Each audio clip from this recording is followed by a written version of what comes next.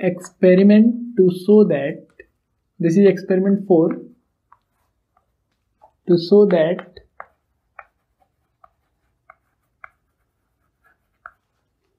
more transpiration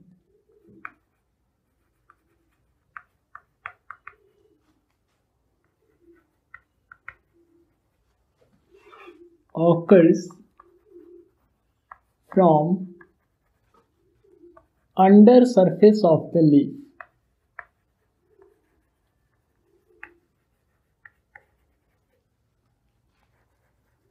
या फिर हम कहें कि to show that more number of stomata are present on the under surface as compare to the upper surface of the leaf. ठीक है ना, कि लीफ के अपर सरफेस के कंपैरिजन में अंडर सरफेस में ज़्यादा स्टोमेटा होते हैं। जैसे आपका लीफ हो गया, प्लांट का कोई स्टेम ब्रांच है जहाँ से लीफ ये ऐसे है, ठीक है, तो ये आपका हो गया अपर सरफेस,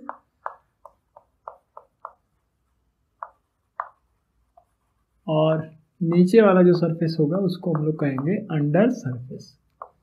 ठीक है, तो ये हम लोग कैसे वेरीफाई कर सकते हैं कि लीफ के अंडर सरफेस में, है ना, कि जो भी डाइकॉट प्लांट होते हैं उनके जो लीफ की हम लोग बात करें तो अपर सरफेस के कंपैरिजन में जो लोअर सरफेस या अंडर सरफेस है वहाँ से ज़्यादा ट्रांसपिरेशन होता है। इसको हम लोग को प्रूव करना है, ठीक है, किसी एक्सपेरिमेंट की सहायता से। ठीक है, तो इसके लिए हम लोग करते क्या है कि जो लीफ है उसमें कोबाल्ट क्लोराइड पेपर लगा देते हैं।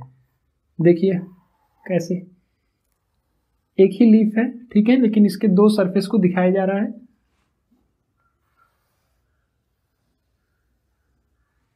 तो ये आपका अपर सरफेस है, तो इसमें वेन्स आपको कुछ इस तरह से दिखाई देंगे, ठीक है, और ये आपका अंडर सरफेस है जिसमें आपको वेन्स ऐसे ऐसे दिखाई देंगे। ठीक है, ये मैंने लिख दिया ए अपर सरफेस जिस पर कि सन रेडिएशन डायरेक्ट पड़ते हैं, है ना, और बी हो गया अंडर सरफेस। एक्सपेरिमेंट में किया जाता है, अब ये जो होगा प्लांट से अटैच्ड होगा, है ना, ऐसा नहीं कि आप पत्ते तोड़ करके अगर एक्सपेरिमेंट करेंगे तो ये फिर नहीं कर सकते हैं। क्यों? क्योंकि ट्रांसपिरेशन कब होता है, जो प्लांट वाटर एब्जॉर्ब करता है रूट से, वो वाटर ऊपर की तरफ एरियल पार्ट्स में पहुंचता है और वही वाटर ट्रांसपिरेशन के समय वाटर वेपर के फॉर्म में बाहर निकलता है। तो अगर प्लांट से अगर लीफ को डिटैच कर दिया जाएगा, निकाल दिया जाएगा, तोड़ दिया जाएगा, तो ये प्रोसेस नहीं हो पाएगा। इसीलिए ये एक्सपेरिमेंट को शो करने के लिए बस यहाँ पर दिखाया जा रहा है। अदरवाइज हम लोग पूरे प्लांट को एक्सपेरिमेंट के लिए सेलेक्ट करेंगे, है ना, पोटेड प्लांट होगा हमारा, और उस पोटेड प्लांट में बहुत सारे लीफ होंगे, उसमें से किसी एक लीफ को आपको सेलेक्ट कर लेना है और उस लीफ में एक्सपेरिमेंट करके उसके ऑब्जर्वेशन को नोट करना है। इस तरह से आपका प्लांट हो गया। ठीक है, अब इसके एक लीफ को आपने सेलेक्ट कर लिया जहां पर आप एक्सपेरिमेंट करके स्टडी करेंगे। ठीक, सपोज कर लीजिए इस लीफ को आपने सेलेक्ट किया है, इसी के दो सरफेस को यहाँ पर दिखाया गया है, अपर सरफेस और लोअर सरफेस। करना क्या है कि इसमें एक कोबाल्ट क्लोराइड पेपर लगा देना है। पहले एक ग्लास स्लाइड रखना होगा हम लोग को। ग्लास स्लाइड आप जानते हैं शीशे का होता है इस तरह से, तो दो ग्लास स्लाइड ले लेना है, सॉरी, एक नीचे लगा दीजिए, एक ऊपर लगा दीजिए। ठीक है, इस तरह से।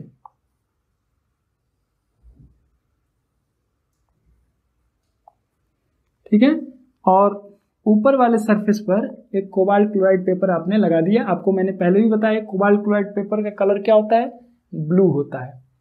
उसी तरह से अंडर सरफेस, नीचे वाले सरफेस में भी आपको वही चीज करना है। ये लीफ अगर ऐसे है तो यहाँ पर ऐसे पलट दिया गया है, ठीक है ना, ये ऐसे लीफ है, अपर सरफेस हो गया, तो यहाँ पर ये ऐसे है। ठीक, यहाँ पर भी ग्लास स्लाइड लगा करके और कोबाल्ट क्लोराइड पेपर लगा देते हैं, यानी दोनों सरफेस में हम लोग को कोबाल्ट क्लोराइड पेपर लगा देना है। अब कोबाल्ट क्लोराइड पेपर का ओरिजिनल कलर ब्लू है, तो at the start of experiment the cobalt chloride paper placed on both the surface will appear blue. अब कुछ समय बाद, आफ्टर सम टाइम, कुछ समय बाद देखेंगे तो क्या होगा। अब ये साइज अलग बन जा रहा है, साइज अलग नहीं बनना चाहिए, है ना, वही लीफ है तो साइज तो सेम होगा।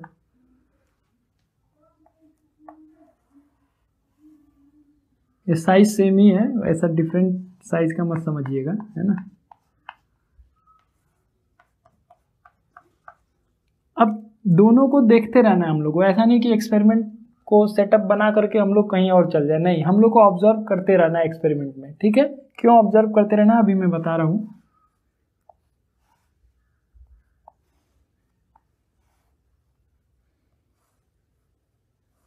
एक्सपेरिमेंट में क्या होगा, अगर ट्रांसपिरेशन होता है तो ट्रांसपिरेशन से वाटर वेपर्स निकलेंगे और वो water vapours cobalt chloride paper के कलर को ब्लू से रेड में चेंज कर देंगे, ठीक है। तो क्या होगा कि जो लोअर सरफेस में लगाया गया जो कोबाल्ट क्लोराइड पेपर है वो जल्दी रेड कलर में चेंज हो जाएगा, जबकि अपर सरफेस वाला या तो होगा ही नहीं चेंज, या तो होगा भी तो काफ़ी समय बाद होगा। यानी यहाँ पर जल्दी से रेड कलर में चेंज हो जा रहा है, पिंक कलर एक्चुअली कहिए, ठीक है। तो cobalt chloride paper present on the under surface of the leaf turns pink rapidly as compare to the cobalt chloride paper placed on the upper surface. तो ये जल्दी से पिंक कलर में change हो गया, इसका मतलब इसको वाटर वेपर ज़्यादा मिला, और ज़्यादा वाटर वेपर मिला इसका मतलब कि अंडर सरफेस से ज़्यादा ट्रांसपिरेशन होता है, ठीक है। तो आपका ऑब्जर्वेशन क्या होगा इस एक्सपेरिमेंट का, the cobalt chloride paper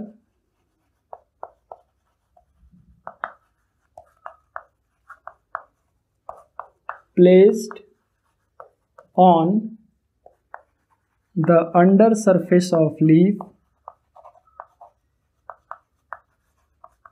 turns pink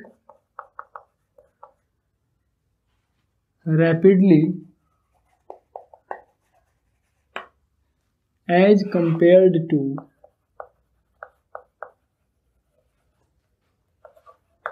the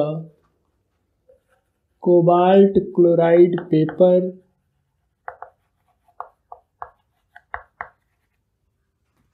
placed on the upper surface, ठीक है।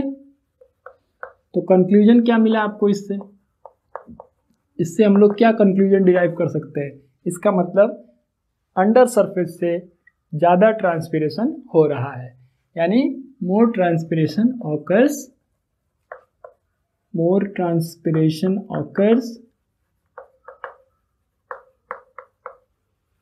through under surface of the leaf,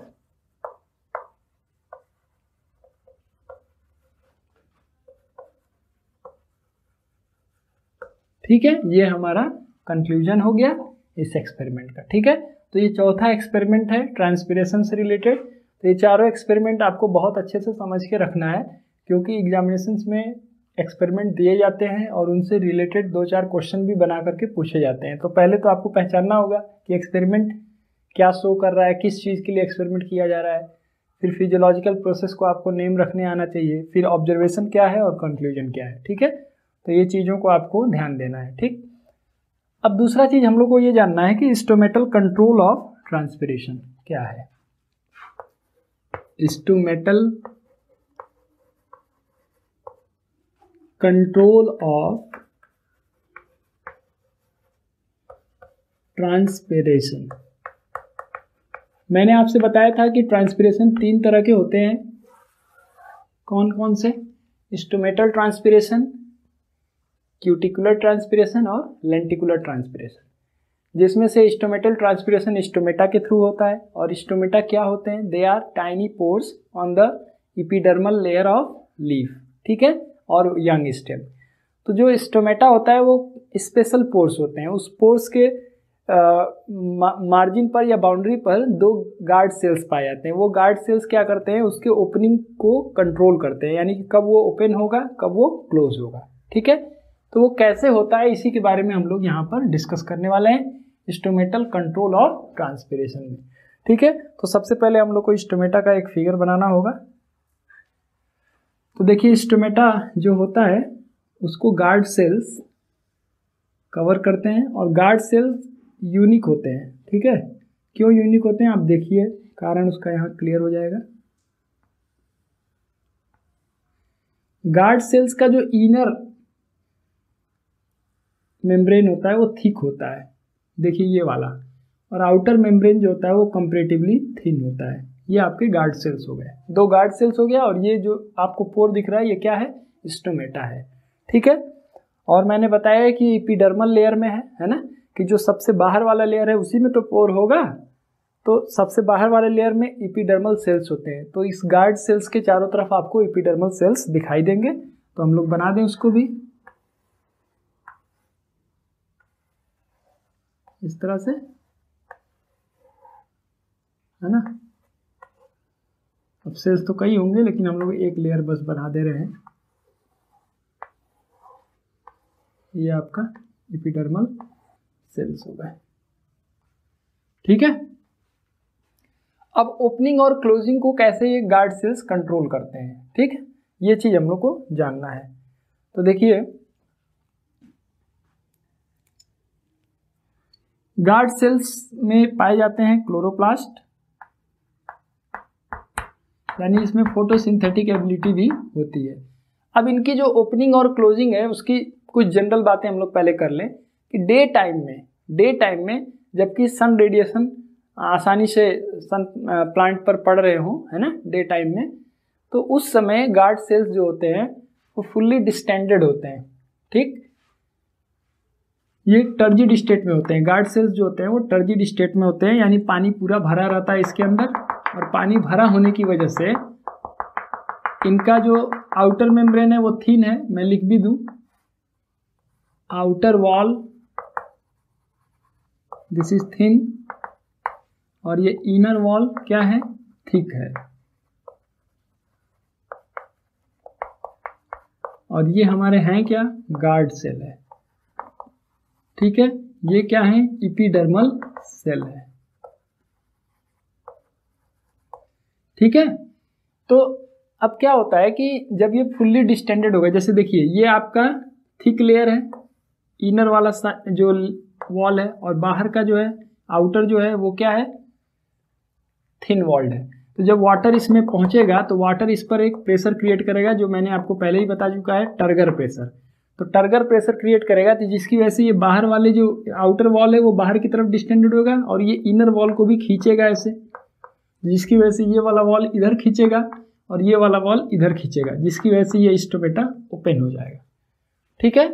यानी when the guard cells are in turgid state, when they are fully filled with water, in that situation the outer wall which is thin extends outward and it also pulls the inner wall towards periphery, बाहर की तरफ।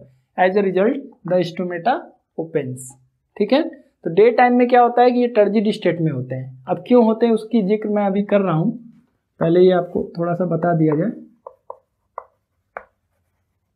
तो देखिए पहले दो तीन simple बात हम लोग कर लें।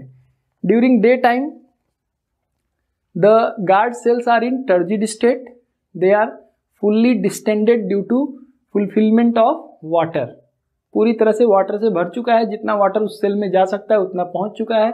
इसकी वजह से आउटर वॉल थिन होने की वजह से वो बाहर की तरफ जाएंगे, और जो इनर थिक वॉल है वो भी बाहर की तरफ ऐसे खींचेगा, जिसकी वजह से स्टोमेटा ओपन हो जाएगा। और स्टोमेटा ओपन हो जाएगा तो कार्बन डाइऑक्साइड अंदर जाएगा फोटोसिंथेसिस के लिए, और वाटर वेपर्स बाहर निकलेंगे, ठीक है। तो इस तरह से आसानी से ड्यूरिंग डे टाइम ट्रांसपिरेशन होते रहता है, ठीक है। नाइट में क्या होगा, during night these guard cells move to flaccid state, इसमें पानी कम हो जाता है। जब पानी कम होगा तब क्या होगा, जस्ट अपोजिट हो जाएगा। पानी कम होगा गार्ड सेल्स में, तो ये आपका थिक लेयर है ऐसे, और ये आपका थिन लेयर है ऐसे, ठीक है। तो जब पानी कम होगा तो ये अंदर की तरफ ऐसे सिकुड़ना शुरू होगा, ये ऐसे सिकुड़ जाएगा, और सिकुड़ेगा तो ये भी अंदर की तरफ आएंगे, जो थिक लेयर है वो भी अंदर की तरफ आएगा, तो ये जो होगा आपका इस तरह से बंद हो जाएगा। इसी को कहते हैं स्टोमेटा इज क्लोज्ड, ठीक है। देखिए ऐसे हो जाएगा ये चीज। यानी ये आपका टर्जिड स्टेट था, ये हो गया। और जब ये फ्लैसिड स्टेट में जाएगा तो जब पानी इसमें कम हो जाएगा तो ये अंदर की तरफ जाएगा, ये वॉल्स अंदर की तरफ खींचेंगे और ये थिक वॉल भी अंदर की तरफ जाएगा, दोनों तरफ से अंदर की तरफ आएगा तो ये ऐसे बंद हो जाएगा। This is stomata which is closed, और ये क्या है, ओपन। ठीक है, तो सिंपल सा चीज ये हुआ कि during day time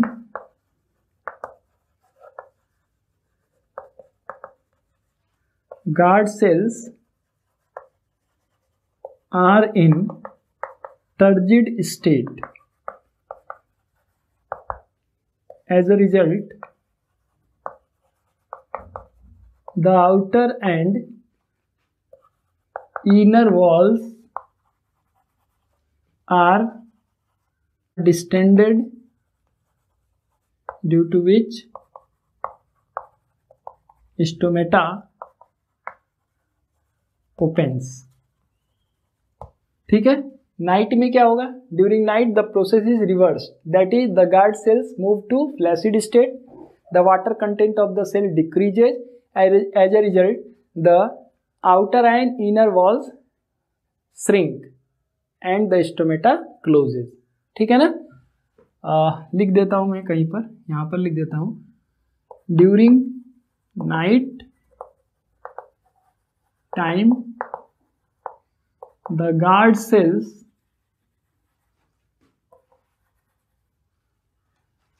move to flaccid state, due to which the walls, the inner and outer walls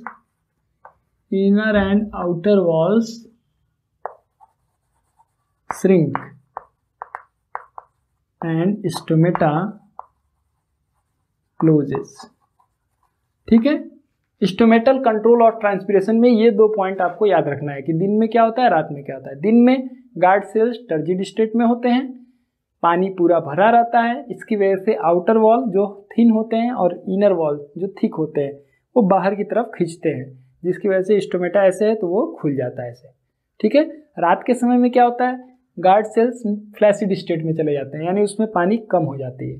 जब पानी कम होगी तो बाहर जो वॉल ऐसे डिस्टेंडेड था वो अंदर की तरफ आएगा, जो थिक वॉल है वो भी अंदर की तरफ आएगा, तो स्टोमेटा क्लोज हो जाता है। ठीक है, यही स्टोमेटल कंट्रोल है ट्रांसपिरेशन का। यानी गार्ड सेल्स बहुत ही इंपॉर्टेंट है, इनका टर्जिड स्टेट स्टोमेटा को खोल देता है, इनका फ्लैसिड स्टेट स्टोमेटा को बंद कर देता है। ठीक है, अब टर्जिड और फ्लैसिड स्टेट कैसे आता है, जब पानी भरेगा तो टर्जिड स्टेट आएगा, जब पानी कम हो जाएगा तो वो फ्लैसिड स्टेट में आएंगे। ठीक है ना, अब इस पर एक थ्योरी दिया गया, शुगर हाइपोथेसिस थ्योरी।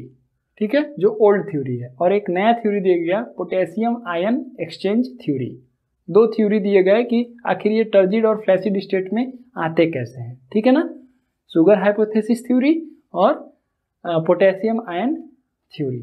ठीक है ना, तो sugar hypothesis theory old theory है, उसका ये मानना है कि डे टाइम में जो फोटोसिंथेसिस का रेट होता है वो थोड़ा हायर होता है, क्योंकि दिन में सनलाइट आसानी से अवेलेबल होता है ना। हालांकि फोटोसिंथेसिस का प्रोसेस डे और नाइट से नहीं मतलब है, वो थ्रू आउट चलते रहता है। ऐसा मत समझिएगा कि जब दिन में सनलाइट है तो फोटोसिंथेसिस होता है और रात में नहीं होता है, ऐसा नहीं है।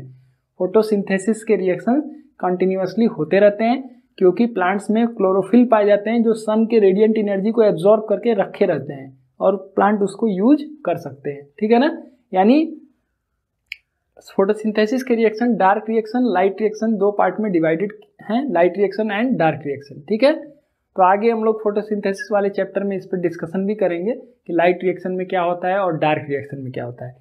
और स्टोमेटा के ओपनिंग और क्लोजिंग के जो थ्योरी मैंने बताए, शुगर हाइपोथेसिस थ्योरी और पोटेशियम आयन एक्सचेंज थ्योरी, वो दोनों थ्योरी पर भी हम लोग डिस्कशन फोटोसिंथेसिस वाले चैप्टर में करेंगे। ठीक है, फिलहाल ट्रांसपिरेशन में हम लोग को वो सब चीज़ नहीं डिस्कस करना है, वहाँ जब हम लोग फोटोसिंथेसिस पढ़ेंगे तो वहाँ पर ये दोनों थ्योरी हम लोग डिस्कस करेंगे कि कैसे स्टोमेटा में जो गार्ड सेल्स हैं उनका टर्जिड स्टेट कैसे आता है और फ्लैसिड स्टेट कैसे आता है। ठीक है, फिलहाल आपको अगर पूछा जाता है कि ट्रांसपिरेशन को स्टोमेटा किस तरह से कंट्रोल करता है, तो आपको दो पॉइंट बस लिखना है। During day time the guard sales which guide the opening of stomata become turgid and therefore the outer and inner walls are pulled outward. As a result, the stomata opens. During night time, the guard cells move to flaccid state. The water content of the cell decreases, due to which the outer and inner wall of guard cells shrink and therefore the stomata closes. ठीक है, तो इसलिए दिन के समय में ही transpiration होता है, रात के समय में ट्रांसपिरेशन थोड़ा बहुत हो सकता है, बहुत नेग्लिजिबल, नहीं के बराबर होगा. There is no transpiration during the night time. आप जान भी रहे हैं कि रात में वैसे भी रेडिएशन, सन के रेडिएशन आ नहीं रहे हैं, तो गर्मी होगा नहीं तो वाटर जो होगा इवापोरेट क्यों होगा, है ना. तो जाहिर सी बात है कि रात के समय में ट्रांसपिरेशन नहीं होगा. हाँ, दिन में होगा, तो दिन में होने के लिए स्टोमेटा खुलना चाहिए और खुलने के लिए ये हमारे जो गार्ड सेल्स हैं वो टर्जिड स्टेट में जाते हैं. 2 पॉइंट सिर्फ आपको याद रखना है. During day time the guard cells move to turgid state, water is fully filled in that cells, due to which the outer and inner walls expand and the stomata opens. During night time, these guard cells move to flaccid state. The water content of the cell decreases. As a result, the outer and inner wall shrink and the stomata closes. ठीक है, ये ध्यान देना है कि ये देखिए अंदर के जो वॉल्स होते हैं वो थिक होते हैं, इसीलिए वो ज़्यादा एक्सपेंड भी नहीं होते, ज़्यादा श्रिंक भी नहीं होते. ठीक है, जबकि आउटर वॉल जो होते हैं वो थिन होते हैं, इसीलिए वो आसानी से एक्सपेंड भी हो जाते हैं, आसानी से श्रिंक भी हो जाते हैं. ठीक है, so this is all about stomatal control of transpiration. Now we will discuss about what are the factors which affect the process of transpiration. कौन कौन से फैक्टर हैं जो कि ट्रांसपिरेशन को अफेक्ट करते हैं. तो इसमें कुछ एक्सटर्नल फैक्टर हैं और कुछ इंटरनल फैक्टर्स हैं. इंटरनल फैक्टर मतलब प्लांट से रिलेटेड या प्लांट बॉडी से रिलेटेड, एक्सटर्नल मतलब इन्वायरमेंट से रिलेटेड. ठीक है, तो चलिए हम लोग फैक्टर्स रिलेटेड टू ट्रांसपिरेशन को डिस्कस करते हैं. फैक्टर्स अफेक्टिंग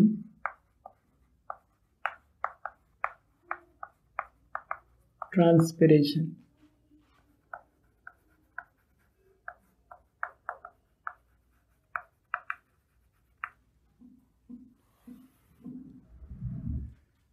सबसे पहले external factors. What are external factors which affect transpiration.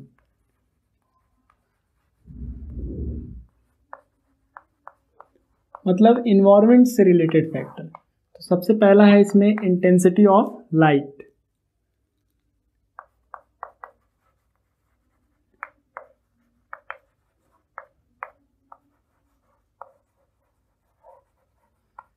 तो जाहिर सी बात है कि अगर सन के रेडिएशंस की इंटेंसिटी हाई है तो वो ज़्यादा हीटिंग इफेक्ट क्रिएट करेंगे, और ज़्यादा हीटिंग इफेक्ट अगर क्रिएट करते हैं तो वाटर आसानी से इवापोरेट होकर के बाहर निकलते रहेगा प्लांट बॉडी से. या हम कहें कि the rate of transpiration increases with increase in the intensity of light. ठीक है, और फिजिक्स की तरह अगर लिख दिया जाए तो ऐसे हम लोग लिख सकते हैं transpiration is directly proportional to intensity of light. यानी जितना तेज धूप होगा, जितना ज़्यादा इंटेंसिटी होगा लाइट का, उतना ही ट्रांसपिरेशन का रेट ज़्यादा होगा. ठीक है. Second factor,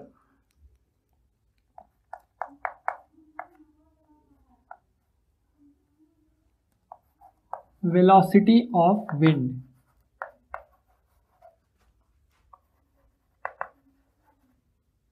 velocity of wind. ठीक है, तो वेलोसिटी ऑफ विंड का इफेक्ट आप इस तरह से समझिए कि जैसे ये लीफ है,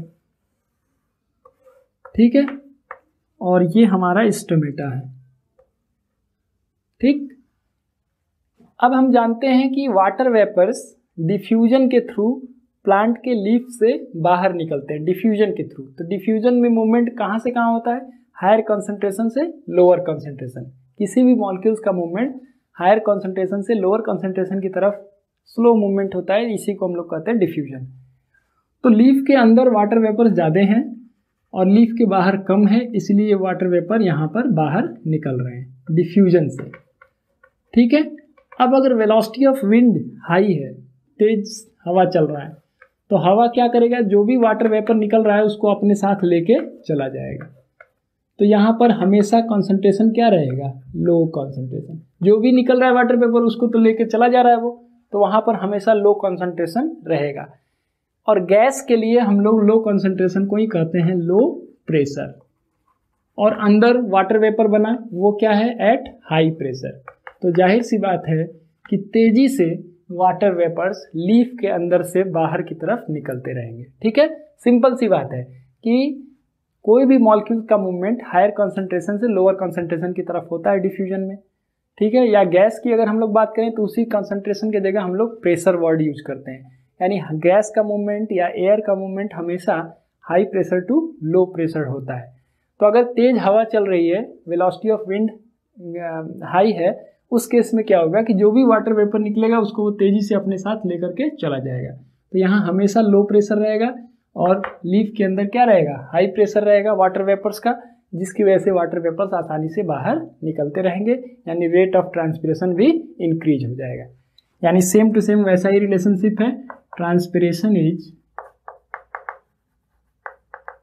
directly proportional to velocity of wind. ठीक है, जैसे हमारे यहाँ जून के मंथ में थर्ड ईयर से चलने वाली जो गर्म हवा है लू, उस समय क्या होगा, ट्रांसपिरेशन का रेट बहुत ही हाई होगा। तीसरा हमारा है टेम्परेचर। टेम्परेचर का इफेक्ट बहुत क्लियर है। आप जानते हैं कि गर्मी के दिनों में हम लोग को स्वेटिंग ज़्यादा होती है ना, क्योंकि गर्मी के दिनों में हीट रेडिएशंस की वजह से हमारे बॉडी का टेम्परेचर बढ़ने लगता है। इस बॉडी के टेम्परेचर को मेंटेन करने के लिए स्वेटिंग होता है, ठीक है ना, यानी थर्मो रेगुलेशन के लिए, कि हमारे बॉडी का टेम्परेचर मेंटेन रखने के लिए बॉडी के सरफेस पर स्वेटिंग होने लगता है। स्वेटिंग होगा तो वाटर क्रिएट होगा और वो वाटर इवापोरेट होगा तो it will create cooling effect. Same ऐसा ही फिनोमेना प्लांट के लिए भी है कि जब टेम्परेचर ज़्यादा होगा तो ट्रांसपिरेशन से जब वाटर का लॉस होगा तो प्लांट के बॉडी का टेम्परेचर मेंटेन रहता है। तो जाहिर सी बात है कि जितना ज़्यादा टेम्परेचर होगा उतना ही ज़्यादा ट्रांसपिरेशन होगा। यानी यहाँ भी वही रिलेशनशिप है, transpiration is directly proportional to temperature. ये मैंने याद रखने के लिए इस तरह से लिखना शुरू किया है कि याद करना आपके लिए आसान हो। बाकी आप एक्सप्लेन कर लेंगे एक दो लाइन में अगर पूछा जाता है तो। नेक्स्ट फैक्टर है ह्यूमिडिटी। ह्यूमिडिटी क्या होता है, amount of moisture contained in air. लिख दिया जाए, amount of moisture present in air. अब मॉइस्चर का मतलब क्या हुआ, वाटर वेपर्स। तो अब देखिए इसको आप, अगर मॉइस्चर ज़्यादा है, यहाँ पर मॉइस्चर ज़्यादा है, तो जाहिर सी बात है कि अंदर का जो वाटर वेपर है उसकी कंसंट्रेशन इसके कंपैरिजन में कम हो जाएगी, यानी उल्टा प्रोसेस हो जाएगा। यहाँ लो कंसंट्रेशन हो गया, यहाँ हाई कंसंट्रेशन हो गया। या हम कहें यहाँ लो प्रेशर है वाटर वेपर्स का और यहाँ क्या है, हाई प्रेशर है, तो ये अपोजिट हो गया। अब डिफ्यूजन आसानी से नहीं हो पाएगा। यानी अगर ह्यूमिडिटी ज़्यादा है तो ट्रांसपिरेशन का रेट डिक्रीज हो जाएगा, ठीक है ना। यानी अगर हमारा एयर ह्यूमिड है, उसमें ज़्यादा मॉइस्चर है, तो लीफ के सरफेस से जो रेट ऑफ ट्रांसपिरेशन है वो डिक्रीज हो जाएगा, ठीक है, क्योंकि वो मॉइस्चर होने की वजह से स्टोमेटा के बाहर वो मॉइस्चर प्रेजेंट रहेंगे, जिसकी वजह से जो कंसंट्रेशन का डिफरेंस क्रिएट होना चाहिए कि अंदर ज़्यादा हो कंसंट्रेशन, अंदर हाई प्रेशर हो, बाहर लो कंसंट्रेशन या लो प्रेशर हो, ऐसा नहीं क्रिएट हो पाएगा। इसके जस्ट अपोजिट हो जाएगा, बाहर हो जाएगा हाई प्रेशर, अंदर हो जाएगा लो प्रेशर, ठीक है। कि प्लांट के एक लीफ में बहुत ज़्यादा मॉइस्चर तो होगा नहीं, है ना, तो लीफ के सरफेस पर अगर बहुत ज़्यादा मॉइस्चर है इन्वायरमेंट में तो आसानी से ट्रांसपिरेशन नहीं हो पाएगा। या हम कहें कि when humidity increases the rate of transpiration decreases, यानी इन्वर्सली प्रोपोर्शनल हो गया है। Transpiration is inversely proportional to humidity, ठीक है। और पांचवा फैक्टर है हमारा एटमॉस्फेरिक प्रेशर।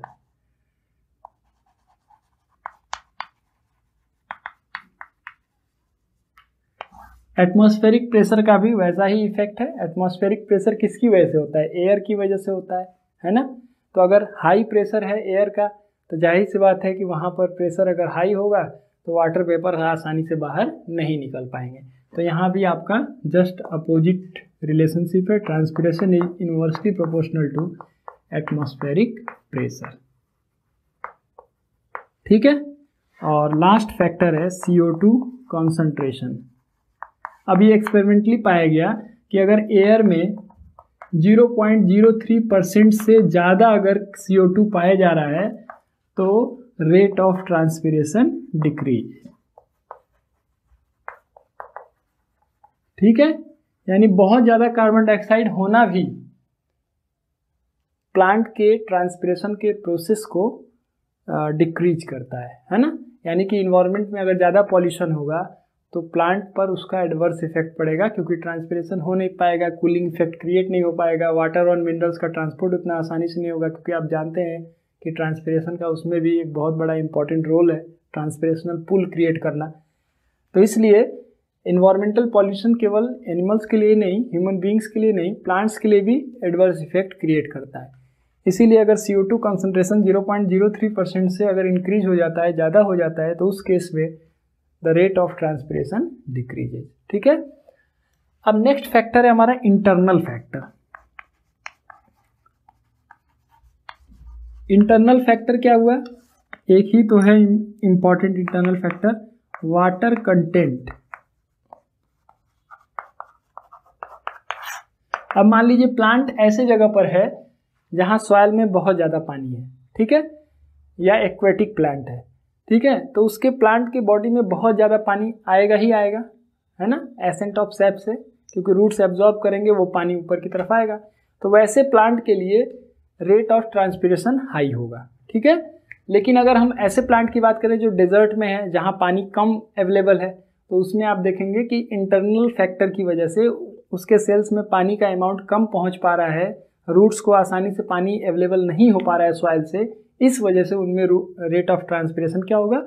लो होगा। ठीक है ना, तो transpiration is directly proportional to water content. अगर वाटर कंटेंट सफिशिएंट है तो रेट ऑफ ट्रांसपिरेशन हाई होता है, वाटर कंटेंट अगर लेस है प्लांट बॉडी में तो उस केस में ट्रांसपिरेशन का रेट भी क्या होता है? लो होता है। ठीक है ना, तो ये कुछ फैक्टर्स हो गए, एक्सटर्नल फैक्टर्स और इंटरनल फैक्टर, जो कि ट्रांसपिरेशन प्रोसेस को अफेक्ट करते हैं डायरेक्टली और इनडायरेक्टली। ठीक है ना, अब सबसे इंपॉर्टेंट टॉपिक है इस चैप्टर का, what are the adaptations in plant to reduce the process of transpiration. ठीक है, देखिए जहाँ पानी सफिशिएंट है, ठीक है, वहाँ तो कोई दिक्कत नहीं है, पानी जितना भी लॉस होगा वो सॉइल से प्लांट को मिल जाएगा।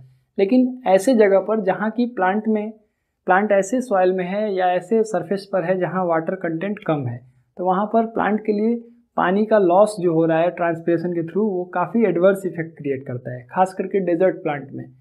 तो नेचर ने उनको कुछ स्पेशल एडाप्टेशंस दिए हैं जिससे वो वाटर लॉस को कम कर सकें, यानी ट्रांसपिरेशन के रेट को डिक्रीज कर सकें। ठीक है, तो कौन कौन से ऐसे फैक्टर्स हैं, या हम कहें कौन कौन से ऐसे एडाप्टेशंस हैं जो प्लांट को हेल्प करते हैं इसको ट्रांसपिरेशन के रेट को डिक्रीज करने में, उसको हम लोग देखते हैं।